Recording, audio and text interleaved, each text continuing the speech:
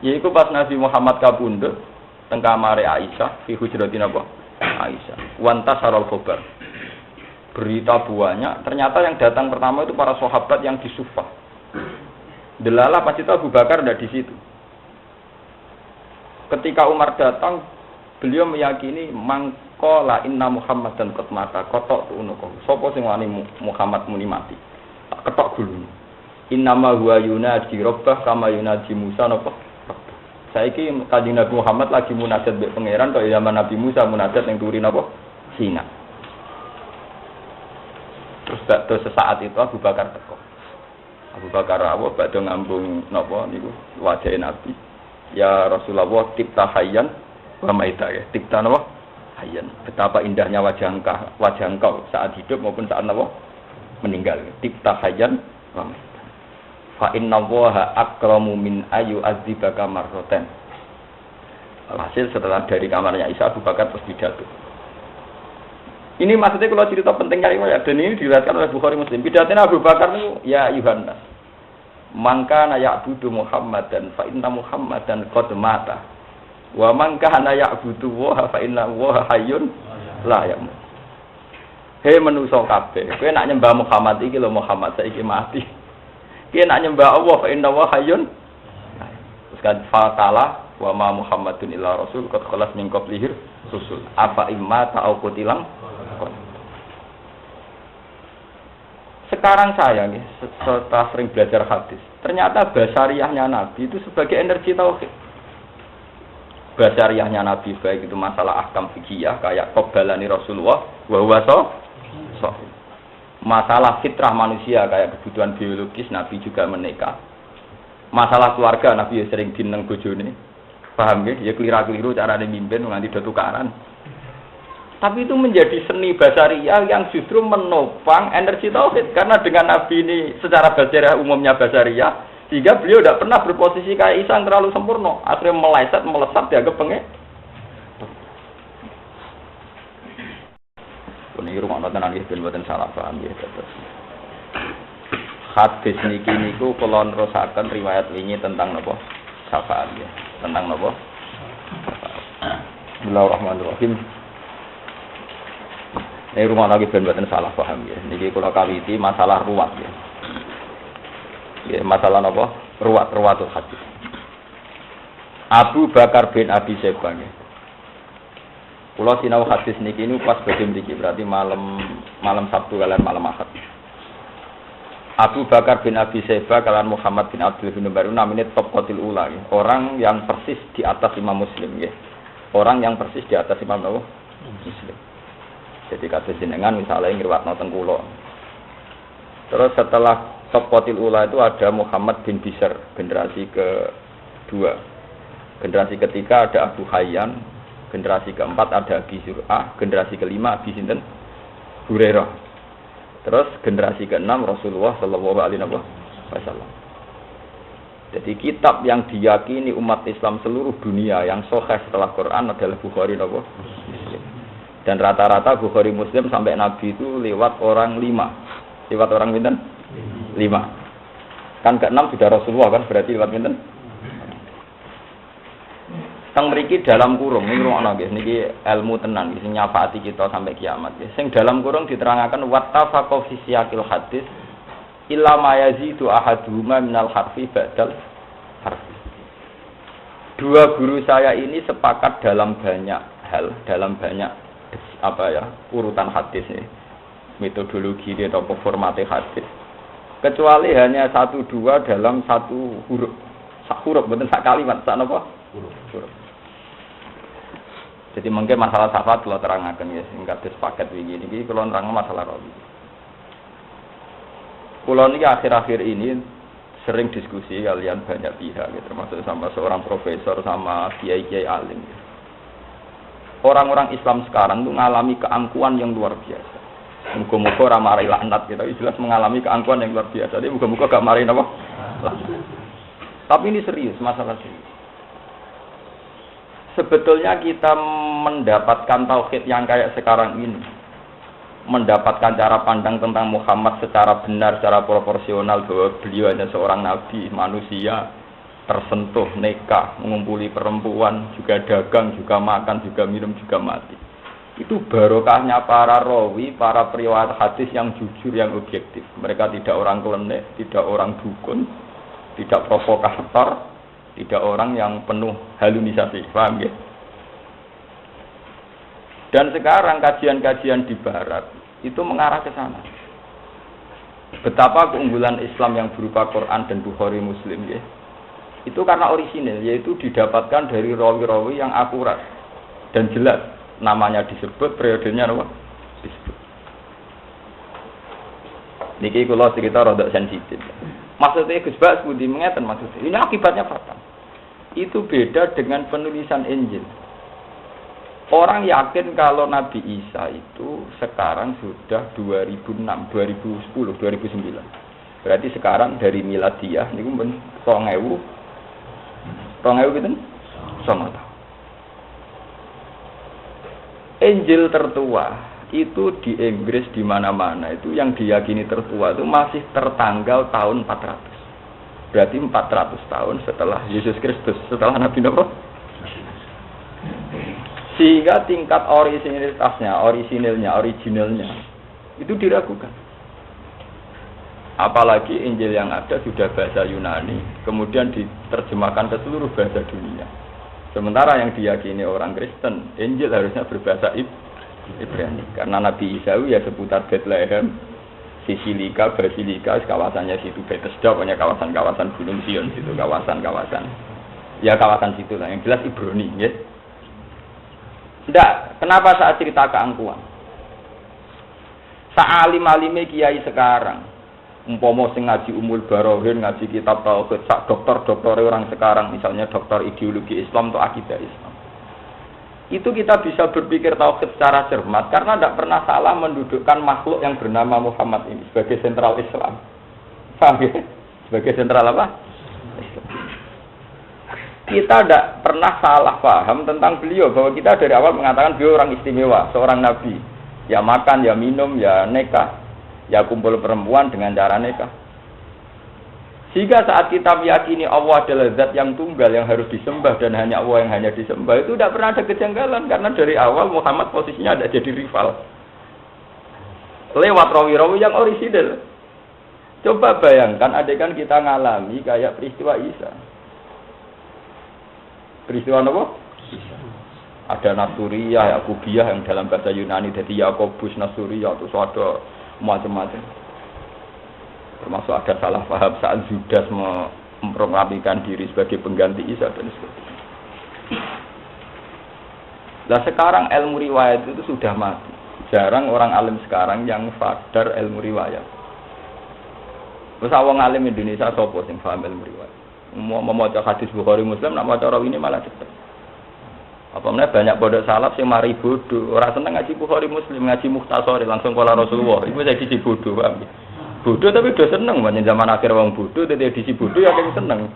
Mergo wong bodoh mesti senenge wong napa?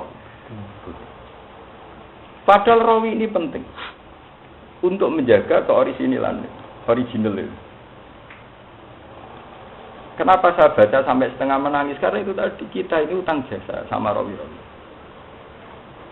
Pondok Sarang termasuk pondok salaf terhebat termasuk di Jawa. Itu pertama yang punya tradisi ngapalkan hadis itu era saya. Dulu saya dualia itu. Pertama yang mentradisikan ngapalkan hadis itu era saya. Ya dan saya memang yang memulai. Karena saya punya hitung-hitungan itu tadi. Ini kalau ceritakan. Tapi nanti kalau orang-orang alim kayak saya itu mati, itu Islam akan dikuasai wong klenik. Dan itu bahaya. Karena yang paling mudah menguasai Islam itu wong klenik. Mergo jaduk, dahsyat, hebat, hibah. Sementara wong fikih drengki haram. Jadi gak menarik, wong fikih gak menarik. Wong klenik ora tau muni haram, wiridane muandi cos. Sawang iso maca Bujeromi anak kon ngumpulno wong kok Ustaz Haryono mbuh menang ndi. Wong nek jwaduk nambani jarak dekat, jarak jauh iso kabeh. Sementara wong fikih nek ana wong lara ora siap. Senengnya mungkin muni haram daripada nambani ada muni apa?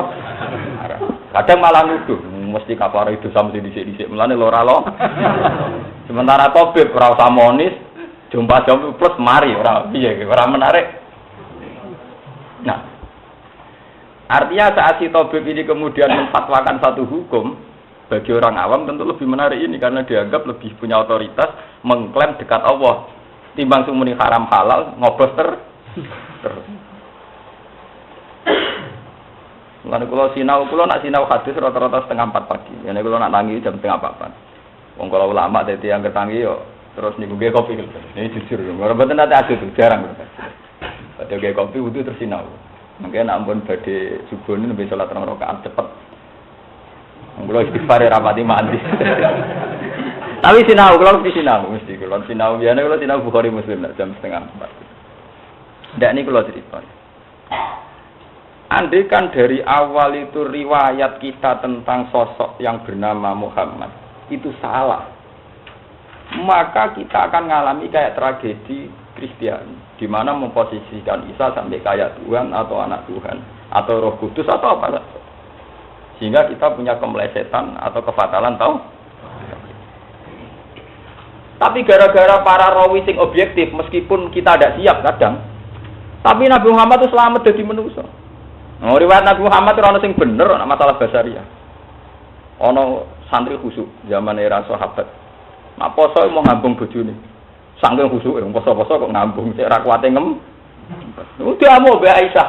Riwayate jorok-jorok santri ra siap, jorok santri khusuk ra siap. Qabalani Rasulullah wa ana napa? Sok poso khusuk ra gelem ngambung bojo. Aku diambung Nabi jelas Nabi pasti pas poso. Qabalani Rasulullah wa ana napa? Sok. Cara santri suwi agak siap. Ngene riwayat Nabi ne urusan abung-abungan.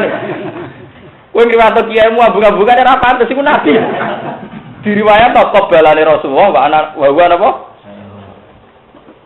Tapi kamu harus ingat, edisi Nabi Muhammad adalah edisi setelah kecelakaan tauhid, di mana Isa terlalu khusyuk malah diposesikno kaya pangeran atau anake pangeran. Artinya Basyariah ini menolong sekali sebagai fondasi tauhid. Lah saiki ana kiai jatuh ora siap. Aku lho siap. Kulo nu mau ora kadung ngalim niku jatuh siap. Mari nek aku jatuh sing mulang liyane ra mantesan, padahal kulo terpaksa gak jatuh niku. Tapi terpaksa napa? Sakjane secara tauhid ku aman jatuh. Paham? Jadi rasa jatuh, rasa mulya ku alhamdulillah, artinya selamat sampean berarti. Paham nggih? Ora usah jatuh kok ora mulya ku alhamdulillah. Bagus itu secara tauhid apa? Bagus. Di wong ra mulya cara tauhid napa? Bagus, positif. Orang-orang yang banyak kasus, banyak tragedi, banyak masalah itu bagus. Secara tauhid napa? Bagus.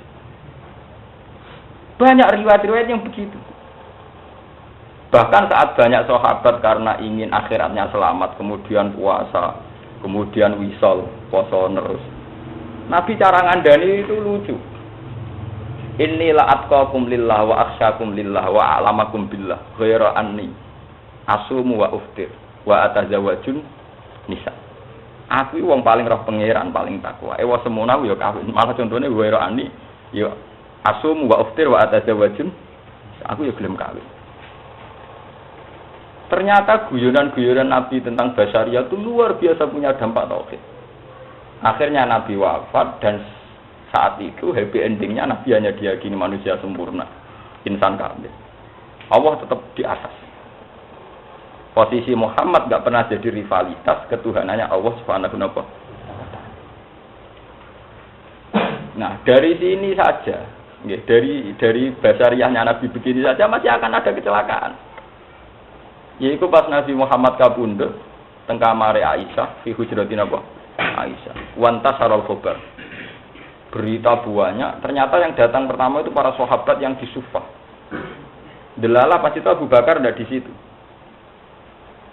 Ketika Umar datang, beliau meyakini mangkola inna Muhammadan qad mata kotok tu unuko. Sopo sing wani Muhammad muni mati. Tak ketok gulune. Innama huwa yunadi rabbah kama yunadi Musa napa? Saiki Kanjeng Nabi Muhammad lagi munajat mbek pangeran kaya zaman Nabi Musa munajat ning turi napa? Sina. Terus sesaat itu Abu Bakar teko. Abu Bakar rawuh badhe ngambung napa niku wajah Nabi. Ya Rasulullah tipta hayyan wa maita ya. Tipta napa? Hayyan. Betapa indahnya wajah engkau saat hidup maupun saat napa? Meninggal. Tipta hayyan wa maita. Fa inna Allaha akramu min ayu adzibaka marratan. Hasil setelah dari kamarnya Isa, Abu Bakar terus pidato. Ini maksudnya kalau cerita pentingnya riwayat, dan ini diriwayatkan oleh Bukhari Muslim. Pidatonya Abu Bakar itu, ya Yuhannas, mangka naya'budu Muhammadan fa inna Muhammadan qad mata. Wa mangka naya'budu wa fa inna wa hayyun la yamut. Hei manusa kabeh, kowe nak nyembah Muhammad iki lho Muhammad saiki mati. Kowe nak nyembah Allah fa inna wa hayyun. Terus kan fatala wa ma Muhammadun illa rasul qad khalas min qablihi rusul. Afa imma ta'au qutilang. Sekarang saya nih, setelah sering belajar hadis, ternyata basariyahnya Nabi itu sebagai energi tauhid. Basariyahnya Nabi baik itu masalah ahkam fikih kayak qabbalani Rasulullah wa huwa masalah fitrah manusia kayak kebutuhan biologis Nabi juga menikah. Masalah keluarga Nabi ya sering dineng bojone. Paham nggih? Ya keliru-keliru carane mimpin nganti do tukaran. Tapi itu menjadi seni basariyah yang justru menopang energi tauhid karena dengan Nabi ini secara basariyah umumnya basariyah sehingga beliau tidak pernah berposisi kayak Isa yang terlalu sempurna. Akhirnya melesat dianggap pengek. Nah, repotnya umat Islam karena keangkuhannya sekarang itu banyak yang begitu. Cara meyakini wali idolanya atau tokoh idolanya. Soalnya wong kene meyakini misalnya Ben Rukin wis tuwek iso tak watuk bumi ning Wonosobo ya Rukin. Sekali mati mbah bumi. Rukin mati ora apa-apa blas. Tapi itu berlebihan ngormati Rukin nganti darani patoke napa? Bumi.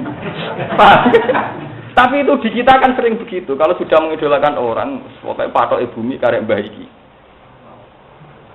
Nek sawono iku bumi ra karu-karu. Malah nek ono malah ra karu-karu. Mergo ge problem tauhid, ge problem napa?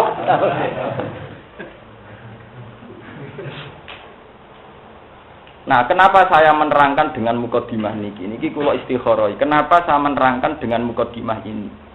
Pada akhirnya kita tahu fi faslil qada. Bahwa teori saya ini benar dan saya sampai ketemu Allah nggih ngeten iki. Bahwa saya yakin benar sampai ketemu Allah nggih kula pendapat ngeten iki. Kenapa saya beri mukadimah demikian? Ketok nak teori kula benar sama dengan teorinya ulama-ulama yang jujur. Itu bahwa pada faslil qada nanti ternyata Adam itu tidak siapa-siapa. Nuh ya tidak siapa-siapa. Gampangane cara Jawa jepiping kabeh. Orang yang kita idolakan, kita sakralkan jepiping kabeh, ngadepi Allah jepiping kabeh. Wah, Adam yo grogi wis muni nafsi. Nuh yo grogi muni nafsi. Ini inna rabbi qad ghadibal yauma la yaghdab qabla wa la yaghdabal yauma ba'da. Allah sekarang murka dengan kemurkaan yang tidak pernah dia lakukan, juga tidak akan murka kayak ini lagi. Nafsi, wah ora urusan. Itu nabi-nabi papan atas ulul asmi yang begini ini nak. Ya, ini yang diceritakan di hadis syafaat itu nabi papan atas semua. Apa mana nabi biasa kaya Idris, Zulkifl sing apalane angel malah hilang to. Ini yang diceritakan di Faslul Qadar nabi-nabi papan atas. Nuh, Isa, Musa, nabi-nabi papan atas, nabi keren cara nabi-nabi papan atas. Dari sini kita tahu, ya, dari sini kita tahu betapa para nabi itu luar biasa cara memposisikan mereka sebagai basariyah. Sebagai apa? Kan kalau sering ditakoki kalian tiang-tiang. Gus kapan lek jenengan dadi kiai tenanan? Nah aku ora tenanan niku malah kiai tenan. Lah nek tenanan niku malah kok nabi sa. Jadi ora tenanan kuwi dadi tenananku. Maksudnya ya aku ya kasus sithik-sithik nganti mati ya. Itu energi betul. Secara tauhid menapa? Energi. Kula nu roh rasane disanjung dipuja sehingga saya dalam hal ini jujur.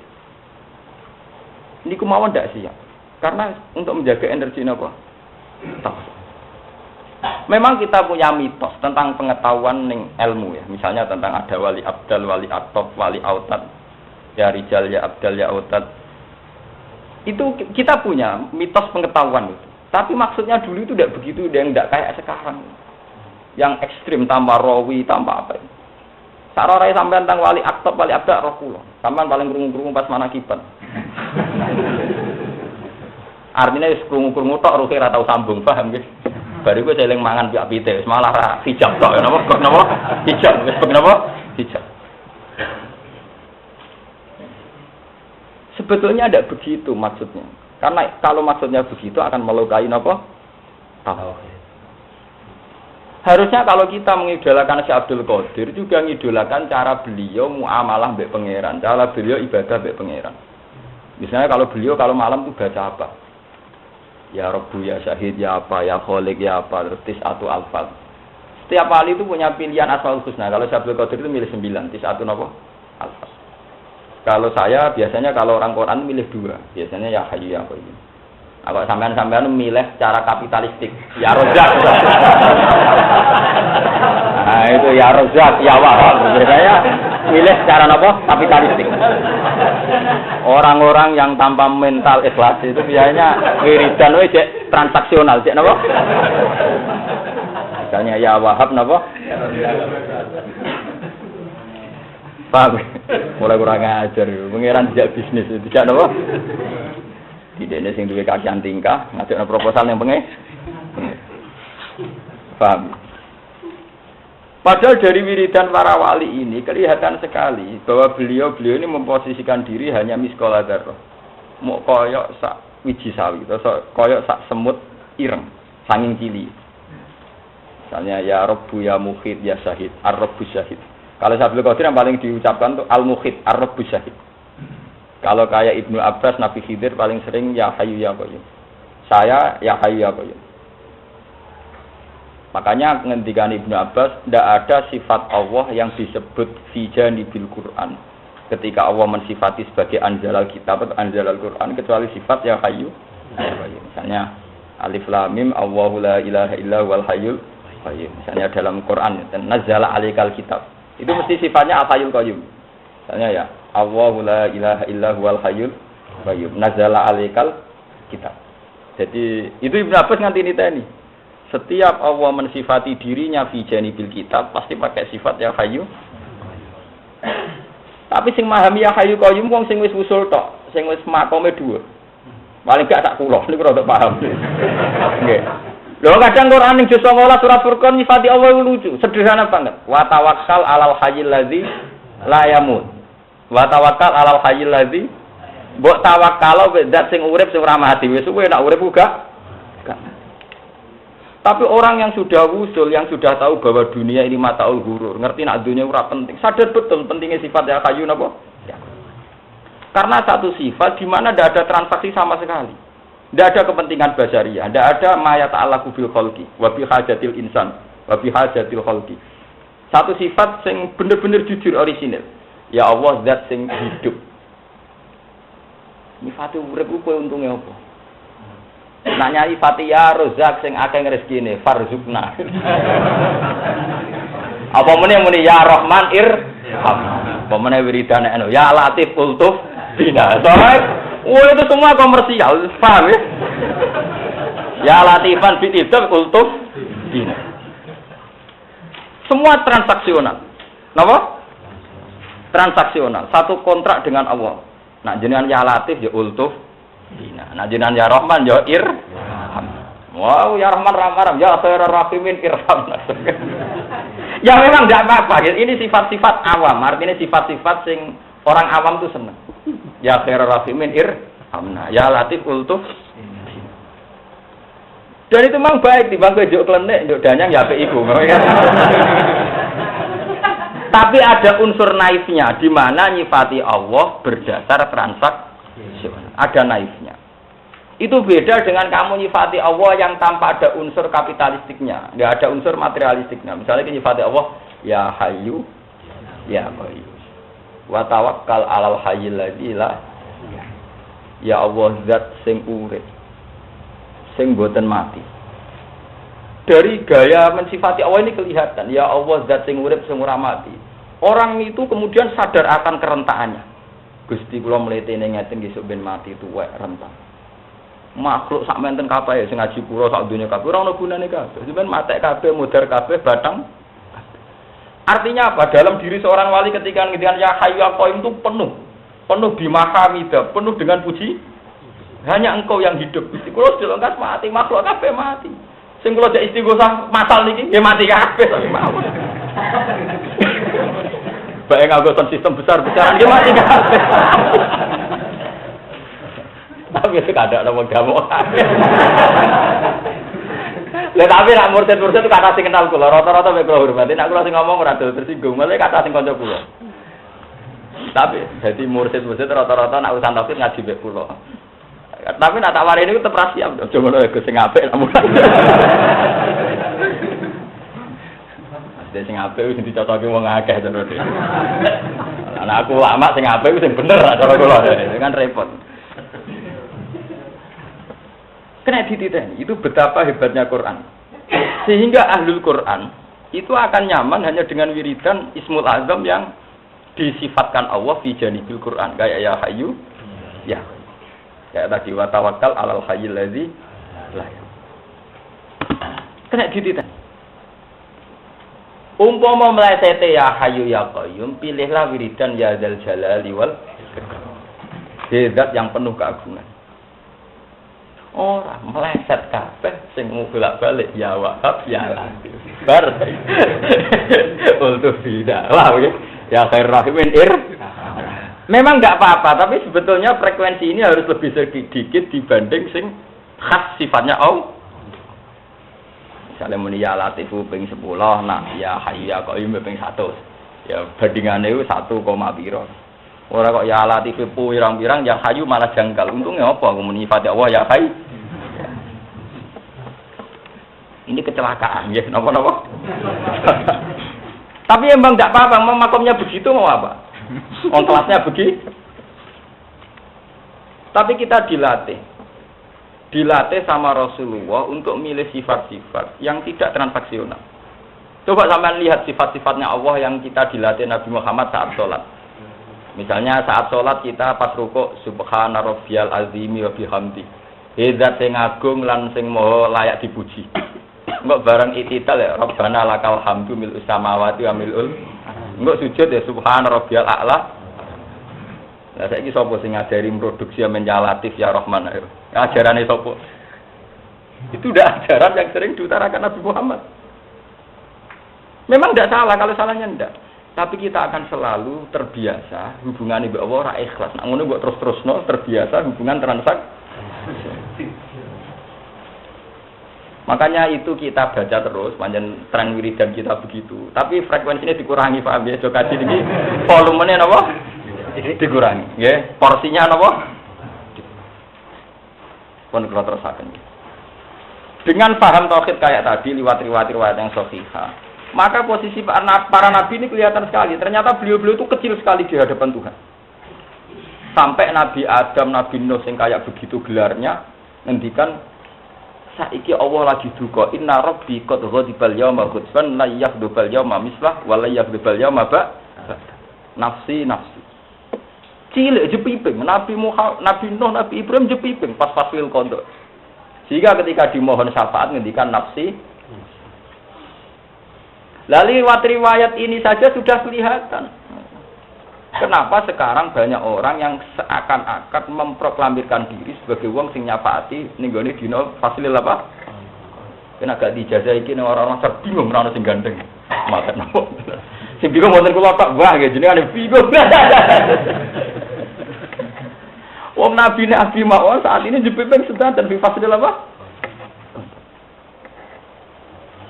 Malane kula nu syukur sekali dengan pemahaman ini. Kula nu setiap saat kula nak ndonga ya Allah, kula nu setiap saat nak jinan penting pun ikhlas. Asal kula jinan tegir kampanye ilmu sing nguntungno Nabi Muhammad secara basariah. Ilmu iku ya aneh, tapi kula yakin mari selamat. Aneh ora sementing napa salah. Ternyata yang menyelamatkan Nabi Muhammad itu justru riwayat-riwayat yang khas basariah. Termasuk riwayatnya Aisyah, qabbalani Rasulullah wa huwa napa? Nabi ngambung aku padahal beliau poso. Lho teng mriki nggih sami. Iki cerita syafaat, cerita paling sakral. Ana Sayyidun Nas iku di ngendikane Nabi pas mangan daging. Lha pasien Nabi ngendikan pas napa? Pas dihadiahi sampel pas napa? Dah. Pas kalian dahar mboten. Ah kita mboten sampai ngomong sakral wis jubahan minyakan ben tambah jos sakrale ben tambah napa? Mana ana dukun mandi karek desene. Sawangane rata wadus omahe pinggir kali mlebune wangel. Odet ra iso, mobil ra iso, mesti kesane man. ngaji. Karena aura itu menolong, paham nggih? Aku pasti tenan ora, pokoke desaine ngoten niku meyakinkan. Ah, sale sampean kiai mlidit ning arepe ana BMW, pagere wapi. Pemene mlebu pertama omahe kita ana parabola, sanes ngobos, paham nggih? Tawangane napa? Padahal iso wae wali tenan. Mergo dekat basaria, iso wae niku wali tenan, mergo ngetokno bahasa. Ya iso wae ra tenan, kira ta keberatan. Ya ada keberatan iso ora tenan, maksudnya potensinya sama, potensinya apa? Nah. Oh terus kowe keberatan. Misalnya wali tenan nggawa HP loro apa meneh gawe apa MP3 ya wong mesti ra ngarah yakin nek wali. Padahal iso wae wali.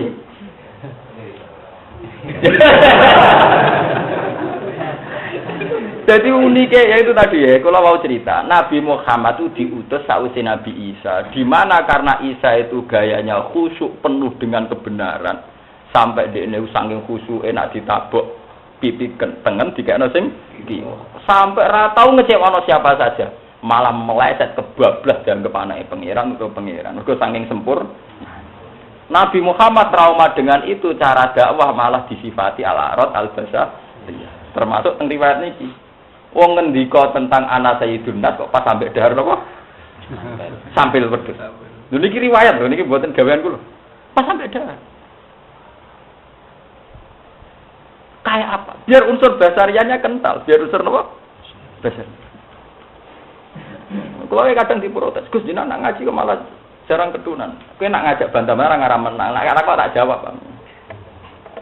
Jadi sering dulu itu Nabi kalau ngendikan sakral, malah suasananya ada sakral. Yaitu tadi untuk menopang khasat bahasa termasuk niki ngendikan Sayyidun Nas pas dahar napa? Lah nek sampean tak jamin ora usah ketok basare wis kemenusan wis. Oh kuwi ambek dhewe jobane kemenusan ora ora wandi. Kuwi wis maca wae kemenusan. Apa meneh uraan malah bar napa? Paham ya malah napa? Bar. Jadi rasa tiru musim iki tetep masak gak apa-apa. Wah, bar tenan. Iya. Kiai ra kramat mulang ra sopan tutup sing ngaji. Cara keramat ya orang-orang tutup. Maksudnya wis sampun. Basariahnya dia itu malah mendekatkan kepada Allah Subhanahu wa taala.